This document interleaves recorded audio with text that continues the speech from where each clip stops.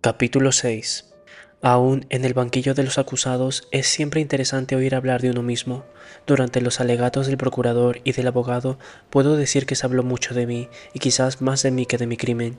¿Eran muy diferentes, por otra parte, esos alegatos? El abogado levantaba los brazos y defendía mi culpabilidad, pero con excusas. El procurador tendía las manos y denunciaba mi culpabilidad, pero sin excusas.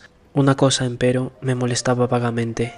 Pese a mis preocupaciones, estaba a veces tentado de intervenir, y el abogado me decía entonces: «Cállese, conviene más para la defensa». En cierto modo, parecían tratar el asunto prescindiendo de mí. Todo se desarrollaba sin mi intervención, mi suerte se decidía sin pedirme la opinión. De vez en cuando sentía deseos de interrumpir a todos y decir: «Pero, al fin y al cabo, ¿quién es el acusado? Es importante ser el acusado, y yo tengo algo que decir». Pero pensándolo bien, no tenía nada que decir. Por otra parte, debo reconocer que el interés que uno encuentra en atraer la atención de la gente no dura mucho. Por ejemplo, el alegato del procurador me fatigó muy pronto. Solo me llamaron la atención o despertaron mi interés fragmentos, gestos o tiradas enteras, pero separadas del conjunto. Si he comprendido bien, el fondo de su pensamiento es que yo había premeditado el crimen, por lo menos trató de demostrarlo. Como él mismo decía: «Lo probaré, señores, y lo probaré doblemente, bajo la deslumbrante claridad de los hechos, en primer término y enseguida, en la oscura iluminación que me proporcionará la psicología de esta alma criminal». Resumió los hechos a partir de la muerte de mamá, recordó mi insensibilidad, mi ignorancia sobre la edad de mamá, el baño del día siguiente con una mujer, el cine, Fernandel y por fin el retorno con María. Necesité tiempo para comprenderle en ese momento porque decía «su amante» y para mí ella era María. Después se refirió a la historia de Raimundo. Me pareció que su manera de ver los hechos no carecía de claridad. Lo que decía era plausible. De acuerdo con Raimundo, yo había escrito la carta que debía traer al amante y entregarla a los malos tratos de un hombre de dudosa moralidad. Yo había provocado en la playa a los adversarios de Raimundo. Este había resultado herido. Yo le había pedido el revólver. Había vuelto solo para utilizarlo. Había batido al árabe, tal como lo tenía proyectado. Había disparado una vez. Había esperado. Y, para estar seguro de que el trabajo estaba bien hecho, había disparado aún 4 balas, serenamente, con el blanco asegurado, de una manera, en cierto modo, premeditada. «Y bien, señores», dijo el abogado general, «acabo de reconstruir delante de ustedes el hilo de acontecimientos que condujo a este hombre a matar con pleno conocimiento de causa. Insisto en esto», dijo, «pues no se trata de un asesinato común, de un acto irreflexivo que ustedes podrían considerar atenuado por las circunstancias. Este hombre, señores, este hombre es inteligente. Ustedes le han oído, ¿no es cierto? Sabe contestar, conoce el valor de las palabras, y no es posible decir que ha actuado sin darse cuenta de lo que hacía». Yo escuchaba y oía que se me juzgaba inteligente, pero no comprendía bien cómo las cualidades de un hombre común podían convertirse en cargos aplastantes contra un culpable. Por lo menos era esto lo que me chocaba, y no escuché más al procurador hasta que al momento en el que oí decir: «¿Acaso ha demostrado por lo menos arrepentimiento? Jamás, señores, ni una sola vez en el curso de la instrucción, este hombre ha parecido conmovido por su abominable crimen». En ese momento se volvió hacia mí, me señaló con el dedo y continuó abrumándome sin que pudiera comprender bien por qué. Sin duda no podía dejar de reconocer que tenía razón.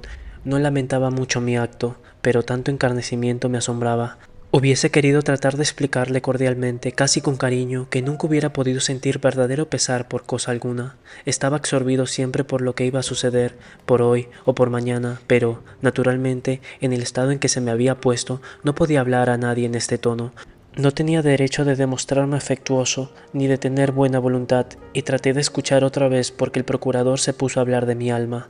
Decía que se había acercado a ella y que no había encontrado nada. Señores jurados, decía que, en realidad, yo no tenía alma en absoluto, y que no era accesible ni lo humano ni uno solo de los principios morales que custodian el corazón de los hombres. Sin duda, agregó, no podríamos reprocharlo. No podemos quejarnos de que le falte aquello que no es capaz de adquirir. Pero cuando se trata de este tribunal, la virtud enteramente negativa de la tolerancia debe convertirse en la menos fácil pero más elevada de la justicia, sobre todo cuando el vacío de un corazón, tal como se descubre en este hombre, se transforma en un abismo en el que la sociedad puede sucumbir. Hablo entonces de mi actitud para con mamá. Repitió lo que había dicho en las audiencias anteriores, pero estuvo mucho más largo que cuando hablaba del crimen, tan largo que finalmente no sentí más que el calor de la mañana, por lo menos hasta el momento en el que el abogado general se detuvo y, después de un momento de silencio, volvió a comenzar con voz muy baja y muy penetrante. Este mismo tribunal, señores, va a juzgar mañana el más abominable de los crímenes, la muerte de un padre. Según él, la imaginación retrocedía ante este atroz atentado. Osaba esperar que la justicia de los hombres castigaría sin debilidad, pero no temía decirlo. El horror que le inspiraba este crimen cedía casi frente al que sentía delante de mi insensibilidad. Siempre, según él, un hombre que mataba moralmente a su madre se sustraía de la sociedad de los hombres por el mismo título que el que levanta la mano asesina sobre el autor de sus días. En todos los casos, el primero preparaba los actos del segundo y, en cierto modo, los anunciaba y los legitimaba. Estoy persuadido, señores, agregó alzando la voz, de que no encontrarán ustedes demasiado audaz mi pensamiento si digo que el hombre que está sentado en este banco es también culpable de la muerte que este tribunal deberá juzgar mañana. Debe ser castigado en consecuencia. Aquel procurador se enjugó la cara brillante de sudor. Dijo en fin que su deber era penoso, pero que cumpliría firmemente. Declaró que yo no tenía nada que hacer en una sociedad cuyas reglas más esenciales desconocía y que no podía invocar el corazón humano cuyas reacciones elementales ignoraba. Os pido la cabeza de este hombre, dijo, y os la pido con el corazón tranquilo. Pues si en el curso de mi ya larga carrera me ha tocado declarar penas capitales, nunca tanto como hoy he sentido este penoso deber compensado, equilibrado, iluminado por la conciencia de un imperioso y sagrado mandamiento y por el horror que siento delante del rostro de un hombre en el que no leo más que las monstruosidades. Cuando el procurador volvió a sentarse hubo un momento de silencio bastante largo. Yo me sentí aturdido por el calor y el asombro. El presidente tosió un poco y con voz muy baja me preguntó si no tenía que agregar nada. Me levanté y como tenía deseos de hablar, dije, un poco al azar por otra parte, que no había tenido intención de matar al árabe. El presidente contestó que era una afirmación, que hasta aquí no había comprendido bien mi sistema de defensa y que, antes de oír a mi abogado, le complacería que precisara los motivos que habían inspirado mi acto. Mezclando un poco las palabras y dándome cuenta del ridículo, dije rápidamente que había sido a causa del sol. En la sala hubo risas, el abogado se encogió de hombros e inmediatamente después le concedieron la palabra. Pero declaró que era tarde, que tenía para varias horas y que pedía la suspensión de la audiencia hasta la tarde. El tribunal consintió. Por la tarde los grandes ventiladores seguían agitando la espesa atmósfera de la sala y los pequeños abanicos multicolores de los jurados se movían todos al mismo tiempo. Me pareció que el alegato del abogado no debía terminar jamás. Sin embargo, en un momento dado, escuché que decía: «Es cierto que yo maté». Luego continuó en el mismo tono diciendo «yo». Cada vez que hablaba de mí, yo estaba muy asombrado. Me incliné hacia un germán y le pregunté por qué. Me dijo que me callara y después de un momento agregó: «Todos los abogados hacen eso». Pensé que era apartarme un poco más del asunto, reducirme a cero y, en cierto sentido, sustituirme, pero creo que estaba ya muy lejos de la sala de audiencias. Por otra parte, el abogado me pareció ridículo, alegó muy rápidamente la provocación y luego también habló de mi alma, pero me pareció que tenía mucho menos talento que el procurador. También yo, dijo, me he acercado a esta alma, pero, al contrario de la eminente representante del Ministerio Público, he encontrado algo, y puedo decir que he leído en ella como en un libro abierto. Había leído que yo era un hombre honrado, trabajador asiduo, incansable, fiel a la casa que me empleaba, querido por todos y compasivo con las desgracias ajenas, pero él ya no era un hijo modelo que había sostenido a su madre tanto tiempo como había podido.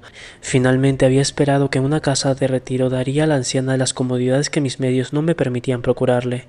Me asombraba, señores, agregó, que se haya hecho tanto ruido alrededor del asilo. Pues, en fin, si fuera necesario dar una prueba de la utilidad y de la grandeza de estas instituciones, habría que decir que es el Estado mismo quien las subvenciona. Pero no habló del entierro y advertí que faltaba en su alegato. Como consecuencia de todas estas largas frases, de todos estos días y horas interminables durante los cuales se habían hablado de mi alma, tuve la impresión de que todo se volvía en agua incolora en la que se encontraba el vértigo. Al final, solo recuerdo que desde la calle y a través de las salas y de los estrados, mientras el abogado seguía hablando, oí sonar la corneta de un vendedor de helados. Fui asaltado por los recuerdos de una vida que ya no me pertenecía más, pero en la que había encontrado las más pobres y las más firmes de mis alegrías, los olores de verano, el barrio que amaba, un cierto cielo de la tarde, la risa y los vestidos de María. Me subió entonces a la garganta toda la inutilidad de lo que estaba haciendo en ese lugar, y no tuve sino una urgencia, que terminaran cuanto antes para volver a la celda a dormir. Apenas oí gritar al abogado para concluir que los jurados no querrían enviar a la muerte a un trabajador honrado, perdido por un minuto de extravío, y aducir las circunstancias atenuantes de un crimen cuyo castigo más seguro era el remordimiento eterno que arrastraba ya. El tribunal suspendió la audiencia y el abogado volvió a sentarse con aspecto agotado, pero sus colegas se acercaron a él para estrecharle la mano. Oí decir: «Magnífico, querido amigo». Uno de ellos hasta pidió mi aprobación. «¿No es cierto?», me dijo. Asentí, pero el cumplido no era sincero porque yo estaba demasiado cansado. Afuera declinaba el día y el calor era menos intenso. Por ciertos ruidos de la calle, que olía, adivinaba la suavidad de la tarde. Estábamos todos allí esperando. Y lo que esperábamos juntos en realidad solo me concernía a mí. Volví a mirar a la sala. Todo estaba como en el primer día. Encontré la mirada del periodista de la chaqueta gris y de la mujer autómata, lo que me hizo pensar que durante todo el proceso no había buscado a María con la mirada. Me la había olvidado, pero tenía demasiado que hacer. La vi entre Celeste y Raimundo. Me hizo un pequeño ademán como si dijera: «Por fin», y vi sonreír su rostro un poco ansioso, pero sentía cerrado el corazón y ni siquiera pude responder a su sonrisa. El tribunal volvió. Rápidamente leyeron una serie de preguntas a los jurados. Oí: «Culpable de muerte», «Provocación», «Circunstancias atenuantes». Los jurados salieron y se me llevó a la pequeña habitación en la que ya había esperado. El abogado vino a reunírseme. Estaba muy voluble y me habló con más confianza y con cordialidad, como no lo había hecho nunca. Creía que todo iría bien y que saldría con algunos años de prisión o de trabajos forzados. Le pregunté si había perspectivas de casación en caso de fallo desfavorable. Me dijo que no. Su táctica había sido no proponer conclusiones para no indisponer al jurado. Me explicó que no se casaba un fallo como este por nada. Me pareció evidente y admití sus razones. Si se consideraba el asunto fríamente, era perfectamente lógico. En caso contrario, habría demasiado papelerío inútil. De todos modos, me dijo el abogado, queda la apelación, pero estoy seguro de que el fallo será favorable. Esperamos mucho tiempo, creo que cerca de 3/4 de hora. Al cabo, un campanilleo sonó. El abogado me dejó diciendo: «El presidente del jurado va a leer las respuestas. Solo le llamarán cuando se pronuncie el fallo». Se oyó golpear las puertas, la gente corría por las escaleras y yo no sabía si estaban próximas o alejadas. Luego oí una voz sorda que leía algo en la sala. Cuando volvió a sonar el campanilleo, la puerta del lugar de los acusados se abrió y el silencio de la sala subió hacia mí. El silencio y la singular sensación que sentí al comprobar que el joven periodista había apartado la mirada. No miré en dirección a María. No tuve tiempo porque el presidente me dijo en forma extraña que, en nombre del pueblo francés, se me cortaría la cabeza en la plaza pública. Me pareció reconocer entonces el sentimiento que leía en todos los rostros. Creo que era consideración. Los gendarmes se mostraron muy suaves conmigo. El abogado me tomó la mano. Yo no pensaba más en nada. El presidente me preguntó si no tenía nada que agregar. Reflexioné. Dije: «No». Entonces me llevaron. Capítulo 5. Por tercera vez he rehusado recibir el capellán. No tengo nada que decirle. No tengo ganas de hablar. Demasiado pronto tendré que verle. En este momento me interesa escapar del engranaje. Saber si lo inevitable puede tener salida. Me han cambiado de celda. Desde esta, cuando me tiendo, veo el cielo. Y no veo más que el cielo. Todos los días transcurren mirando en su rostro el declinar de los colores que llevan del día a la noche. Acostado, pongo las manos debajo de la cabeza y espero. No sé cuántas veces me he preguntado si habrá ejemplos de condenados a muerte que se hayan librado del engranaje implacable. Desaparecido antes de la ejecución, roto el cordón de los agentes, me he reprochado ahora el no haber prestado suficiente atención a los relatos de ejecuciones. Uno siempre debería interesarse por estos temas. No se sabe nunca lo que puede ocurrir. Como todo el mundo, yo había leído informaciones en los periódicos, pero existían, sin duda, obras especiales que nunca tuve curiosidad de consultar. Quizás en ellas habría encontrado relatos de evasiones. Me hubiera enterado de que, en un caso por lo menos, la rueda se habría detenido, de que en su precipitación irresistible el azar y la posibilidad, por una vez al menos, habían cambiado alguna cosa. Una sola vez. En cierto sentido, creo que esto me hubiera bastado. Mi corazón habría hecho el resto. Los periódicos hablaban a menudo de una deuda para con la sociedad que, según ellos, era necesario pagar, pero esto no hablaba a la imaginación. Lo que interesa es la posibilidad de evasión, un salto fuera del rito implacable, una locura carrera que ofrece todas las posibilidades de esperanza. Naturalmente, la esperanza consistía en ser abatido de un balazo en la esquina de una calle, en plena carrera. Pero, bien considerado todo, ese lujo no me estaba permitido. Todo me lo prohibía, el engranaje me enganchaba nuevamente. A pesar de mi buena voluntad, no podía aceptar esta certidumbre insolente. pues, al fin y al cabo, existía una desproporción ridícula entre el fallo que le había creado y su desarrollo imperturbable a partir del momento en el que el fallo había sido pronunciado. El hecho de haber sido leída la sentencia a las 20 en lugar de a las 17, el hecho de que hubiera podido ser otra, de que había sido dictada por hombres que cambian la rompa interior, de que había sido dada en nombre de una noción tan imprecisa como la del pueblo francés, o alemán, o chino, me parecía que todo quitaba mucha seriedad a la decisión, empero me veía obligado a reconocer que, a partir del momento en el que había sido dictada, sus efectos se volvían tan reales y tan serios como la presencia del muro contra el que aplastaba mi cuerpo en toda su extensión. Recordé en esos momentos una historia que mamá me contaba a propósito de mi padre. Yo no le había conocido. Todo lo que había de concreto sobre este hombre era quizás lo que me decía mamá. Había ido a ver ejecutar a un asesino. Se sentía enfermo con la simple perspectiva de ir. Fue, sin embargo, y al regreso había estado vomitando parte de la mañana. Mi padre me producía un poco de repugnancia entonces. Ahora comprendo que era tan natural. ¿Cómo no advertí que no había nada más importante que una ejecución capital y que en cierto sentido era aún la única cosa realmente interesante para un hombre? Si alguna vez saliera de esta cárcel, iría a ver todas las ejecuciones capitales. Creo que me hacía mal pensar en tal posibilidad, pues ante la idea de verme libre una mañana temprano detrás de un cordón de agentes, de alguna manera del otro lado, ante la idea de ser el espectador que viene a ver y que podrá vomitar después, una ola de alegría envenenada me subía al corazón, pero no era razonable. Hacía mal en abandonarme a estas suposiciones, porque un instante después sentí un frío tan atroz que me encogía bajo la manta. Los dientes me castañeaban sin que pudiera evitarlo. Pero, naturalmente, no siempre se puede ser razonable. Otras veces, por ejemplo, hacía proyectos de ley, reformaba las penas, me había dado cuenta de que lo esencial era dar una posibilidad al condenado, una sola entre mil bastaba para arreglar muchas cosas. Y me parecía que podía encontrarse alguna combinación química cuya absorción mataría al paciente. El paciente, pensaba yo, 9 veces sobre 10. La condición sería que él lo sabría, pues, pensándolo bien, considerando las cosas con calma, comprobaba que lo defectuoso de la cuchilla era que no dejaba ninguna posibilidad, absolutamente ninguna.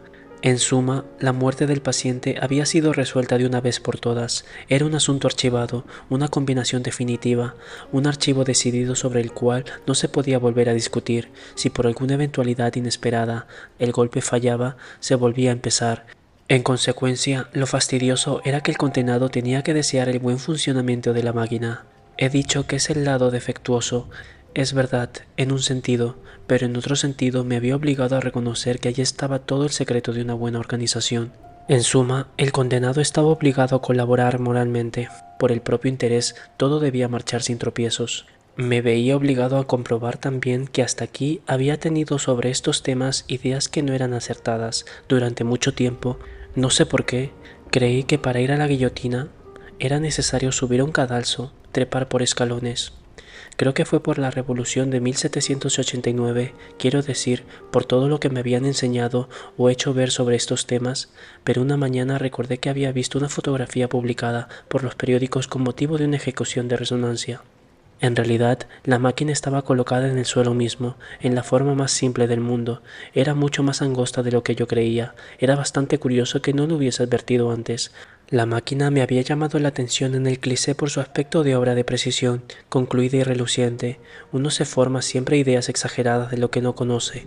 Ahora debía comprobar, por el contrario, que todo era muy sencillo. La máquina está al mismo nivel del hombre que camina hacia ella. El hombre se reúne con ella tal como camina al encuentro de una persona. En cierto sentido, también esto era fastidioso. La subida al cadalso, con el ascenso en pleno cielo, permitía a la imaginación aferrarse. Mientras que aquí la mecánica aplastaba todo, mataban a uno discretamente, con un poco de vergüenza y mucha de precisión. Había también dos cosas sobre las que reflexionaba todo el tiempo, el alba y la apelación. Sin embargo, razonaba y trataba de no pensar más en ellas. Me tendía, miraba el cielo y me esforzaba por interesarme. Se volvía verde, era la noche. Hacía un esfuerzo para desviar el curso de mis pensamientos. Oía el corazón. No podía imaginar que aquel leve ruido que me acompañaba desde hacía tanto tiempo pudiese cesar nunca. Nunca he tenido verdadera imaginación. Sin embargo, trataba de construir el segundo determinado en el que el latir del corazón no se prolongaría más en mi cabeza. Pero en vano, El alba o la apelación estaban allí, concluida por decirme que era más razonable no contenerme. Sabría que vendrían al alba. En suma, pasé las noches esperando el alba. Nunca me ha gustado ser sorprendido. Cuando me sucede algo, prefiero estar prevenido. Concluí, pues, por no dormir sino un poco de día, y durante todo el transcurso de las noches esperé pacientemente que la luz naciera sobre el vidrio del cielo. Lo más difícil era la hora incierta en la que, como yo sabía, acostumbraban operar. Después de medianoche esperaba y acechaba. Mis oídos nunca habían percibido tantos ruidos, ni distinguido sonidos tan tenues. Puedo decir, por otra parte, que en cierto modo tuve suerte durante este periodo, pues jamás oí paso alguno. Mamá decía a menudo que nunca se es completamente desgraciado. Yo le daba la razón en la cárcel, cuando el cielo se coloreaba y un nuevo día deslizábase en la celda, porque también hubiera podido oír pasos y mi corazón habría podido estallar, aun sin el menor roce me arrojaba contra la puerta. Aún así, con el oído pegado a la madera, esperaba desesperadamente oír mi propia respiración, espantado de encontrarla ronca y tan parecida al estertor de un perro. Al fin de cuentas, el corazón no estallaba y había ganado otra vez 24 horas. Durante el día tenía la apelación. Creo que saqué el mejor partido de esta idea. Calculaba los resultados y obtenía el mayor rendimiento de mis reflexiones. Tomaba siempre la peor posibilidad. La apelación era rechazada. Y bien, tendré que morir. Antes que otros, es evidente. Pero todo el mundo sabe que la vida no vale la pena de ser vivida. En el fondo, no ignoraba que morir a los 30 años o a los 70 años importaba poco, pues, naturalmente, en ambos casos, otros hombres y otras mujeres vivían, y así durante miles de años. En suma, nada podía ser más claro. Era siempre yo quien moriría, ahora o dentro de 20 años. En este punto me molestaba un poco en el razonamiento el salto terrible que sentía dentro de mí pensando en 20 años de vida por venir, pero lo reprimía imaginando cómo serían mis pensamientos dentro de 20 años, cuando a pesar de todo llegase el momento. Desde que uno debe morir es evidente que no importa cómo ni cuándo, por consiguiente, y lo difícil era no perder de vista todo lo que por consiguiente, representaba en el razonar. Por consiguiente, debía aceptar el rechazo de la apelación. En ese momento, únicamente en ese momento, tenía por así decirlo el derecho, me concedía en cierto modo el permiso de considerar la segunda hipótesis. Me indultaban. Era fastidioso tener que dominar la fogosidad del impulso de la sangre y del cuerpo que me hacía arder los ojos con una alegría insensata. Era necesario dedicarme a ahogar el grito, a analizarlo. Era necesario mantenerme natural aún en esta hipótesis. Para hacer más plausible la resignación frente a la primera, cuando lo conseguía había ganado una hora de calma. En cualquier caso valía la pena considerarlo. En un momento así me negué una vez más al recibir al capellán. Estaba acostado y por cierta rubia claridad del cielo adivinaba la proximidad de la tarde de verano. Acababa de rechazar la apelación y podía sentir las olas de sangre circular regularmente dentro de mí. No tenía necesidad de ver al capellán. Por primera vez después de mucho tiempo pensé en María. Hacía muchos días que no me escribía. Esta tarde reflexioné y me dije que quizás se habría cansado de ser la amante de un condenado a muerte. También se me ocurrió la idea de que quizá estuviese enferma o muerta. Estaba dentro del orden de las cosas. ¿Cómo habría podido saberlo yo, puesto que fuera de nuestros cuerpos, ahora separados, nada nos ligaba ni nos recordaba el uno al otro? Por otra parte, a partir de ese momento, el recuerdo de María me hubiera sido indiferente. Muerta, no me interesaba más. Me parecía cosa normal, tal como comprendía que la gente me olvidara después de mi muerte. No tenía nada más que hacer conmigo. Ni siquiera podía decir que fuera duro pensar así. En el fondo no existe idea a la que uno no concluya por acostumbrarse. En ese preciso momento entró el capellán. Cuando lo vi, sentí un ligero estremecimiento. Él lo notó y me dijo que no tuviera miedo. Le dije que su costumbre era venir a otra hora. Me respondió que era una visita amistosa, que no tenía nada que ver con la apelación, de la que no sabía nada. Se sentó en el camastro y me invitó a acercarme más a él. Me negué. A pesar de todo, parecía muy amable. Quedó un poco sentado, con los antebrazos en las rodillas, la cabeza baja, mirándose las manos. Eran finas y musculosas, me hacían pensar en dos ágiles animalitos. Los frotó lentamente, uno contra la otra. Luego quedó así, con la cabeza siempre baja, durante tanto tiempo que en cierto modo tuve la impresión de que lo había olvidado. Pero levantó la cabeza bruscamente y me miró de frente. «¿Por qué?», me dijo. «¿Rehúsa usted a mis visitas?». Contesté que no creía en Dios, Quiso saber si estaba bien seguro y le dije que yo mismo no tenía para qué preguntármelo. Me pareció una cuestión sin importancia. Se echó entonces hacia atrás y se recostó contra el muro con las manos en los muslos. Casi sin que pareciera hablarme, observó que a veces uno creía estar seguro cuando en realidad no lo estaba. Yo no decía nada. Me miró y me preguntó: ¿qué piensa usted?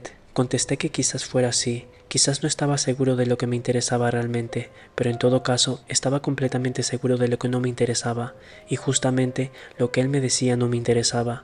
Volvió la mirada, y siempre sin cambiar de posición, me preguntó si no hablaba así por exceso de desesperación. Le expliqué que no estaba desesperado, simplemente tenía miedo, era bien natural. Entonces Dios le ayudará. Hizo notar: todos cuando he reconocido en su caso han vuelto a él. Reconocí que estaban en su derecho. Probaba también que tenían tiempo para hacerlo. En cuanto a mí, no quería que me ayudaran y precisamente no tenía tiempo para interesarme en lo que no me interesaba. En ese instante sus manos hicieron un ademán de impaciencia, pero se enderezó y arregló los pliegues de su sotana. Cuando hubo terminado, se dirigió a mí llamándome amigo mío.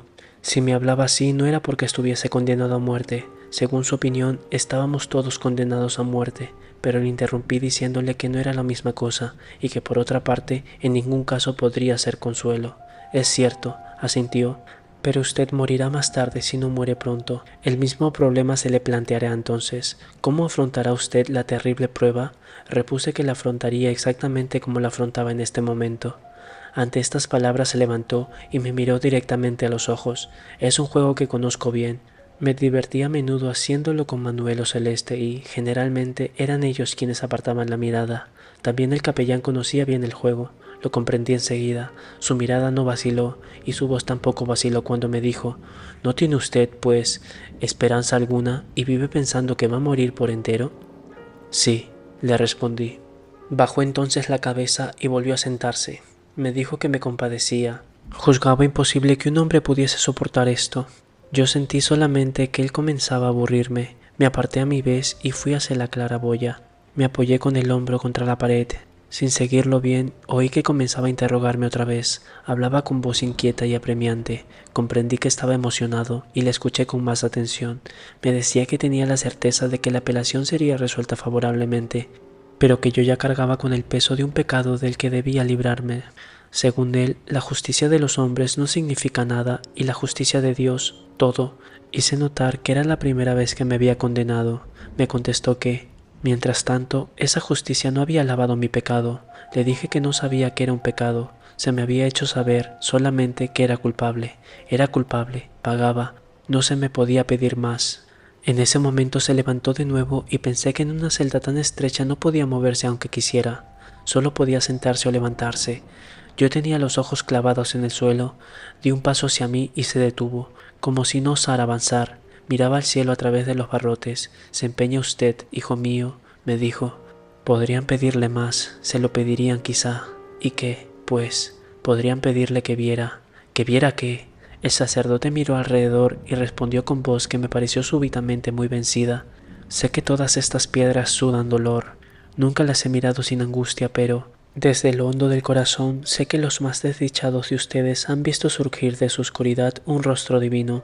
Se le pide a usted que vea ese rostro. Me animé un poco. Dije que hacía meses que miraba estas murallas. No existía en el mundo nada ni nadie que conociera mejor. Quizás, hace mucho tiempo, había buscado allí un rostro. Pero ese rostro tenía el color del sol y la llamada del deseo. Era el de María. Lo había buscado en vano. Ahora se acabó. Y en todo caso, no había visto surgir nada de ese sudor de piedra. El capellán me miró con cierta tristeza. Yo estaba ahora completamente pegado a la muralla, y el día me corría sobre la frente. Dijo algunas palabras que no oí, y me preguntó rápidamente si le permitiría besarme. No, contesté. Se volvió, caminó hacia la pared y la palpó lentamente con la mano. ¿Ama usted esta tierra hasta este punto?, murmuró. No respondí nada. Quedó vuelto bastante tiempo. Su presencia me pesaba y me molestaba. Iba a decirle que se marchara, que me dejara, cuando gritó de golpe en una especie de estallido, volviéndose hacia mí. No, no puedo creerle. Estoy seguro de que ha llegado usted a desear la vida. Le contesté que naturalmente era así, pero no tenía más importancia que desear ser rico, nadar muy rápido o tener una boca mejor hecha. Era del mismo orden, me interrumpió y quiso saber cómo veía yo esa otra vida. Entonces le grité, una vida en la que pudiera recordar esta, e inmediatamente le dije que era suficiente. Quería aún hablarme de Dios, pero me adelanté hacia él y traté de explicarle por última vez que me quedaba poco tiempo. No quería perderlo con Dios. Ensayó cambiar de tema preguntándome por qué le llamaba Señor y no Padre. Esto me irritó y le contesté que no era mi padre, que él estaba con los otros. No, hijo mío, dijo poniéndome la mano sobre el hombro, estoy con usted, pero no puede darse cuenta porque tiene el corazón ciego. Rogaré por usted. Entonces, no sé por qué, algo se rompió dentro de mí. Me puse a gritar a voz en cuello y le insulté y le dije que no rogara y que más le valía arder que desaparecer. Le había tomado por el cuello de la sotana. Vaciaba sobre él todo el fondo de mi corazón con impulsos en que se mezclaban el gozo y la cólera. Parecía estar tan seguro, ¿no es cierto? Sin embargo, ninguna de sus certezas valía lo que un cabello de mujer, ni siquiera estaba seguro de estar vivo, pues que vivía como un muerto. Me parecía tener las manos vacías, pero estaba seguro de mí, seguro de todo, más seguro que él, seguro de mi vida y de esta muerte que iba a llegar. Si no tenía más que esto, pero, por lo menos, poseía esta verdad, tanto como ella me poseía a mí. Yo había tenido razón, tenía todavía razón, tenía siempre razón. Había vivido de tal manera y hubiera podido vivir de tal otra manera. Había hecho esto y no había hecho aquello. No había hecho tal cosa en tanto que había hecho otra cosa.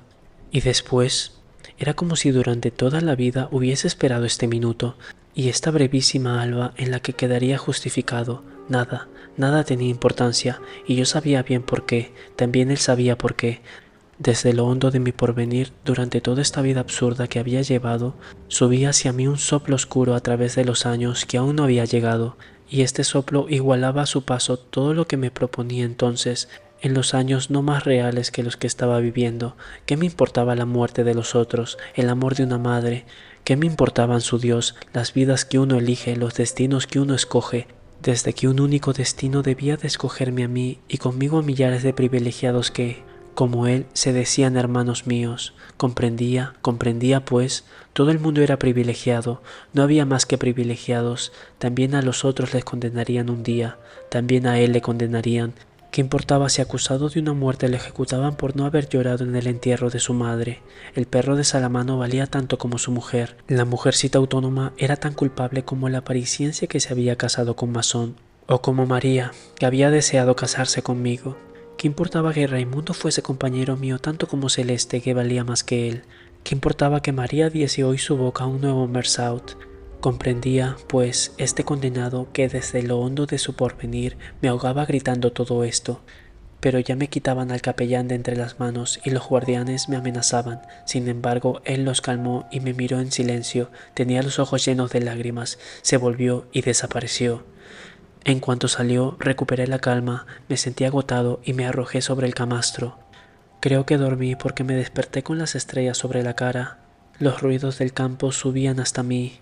Olores a noche, a tierra y a sal me refrescaban las sienes. La maravillosa paz de este verano adormecido penetraba en mí como una marea.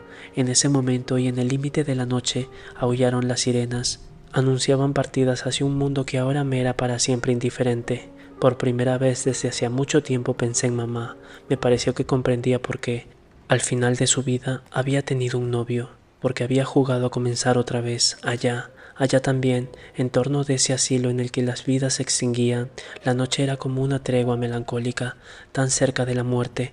Mamá debía de sentirse allí liberada y pronta para revivir todo. Nadie tiene derecho a llorar por ella, y yo también me sentía pronto a revivir todo.